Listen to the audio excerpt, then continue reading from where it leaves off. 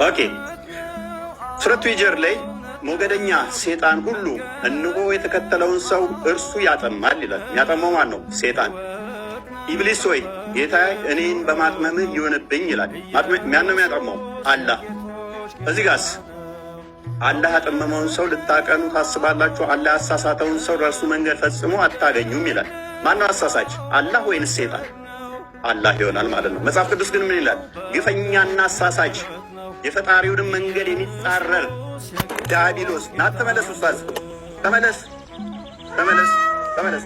ለፊቱን ሊቃን እያሳየህን አንዴ አትሸፈን። ያው ኦኬ ዲያብሎስ ነው ይለናል። አሳሳቹ አላህ እኔ ነኝ ማሳስተው ይለናል።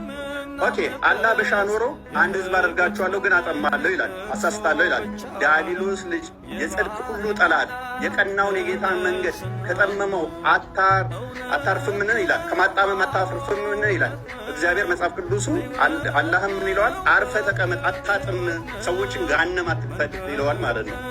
ሴጣን የሚፈልገው በሰዎች መካከል ጠብና ጥላቻ መዝራት ነው ይላል። እዚህ ጋር ስንመጣ ከነዚህም እኛ ክርስቲያን ነን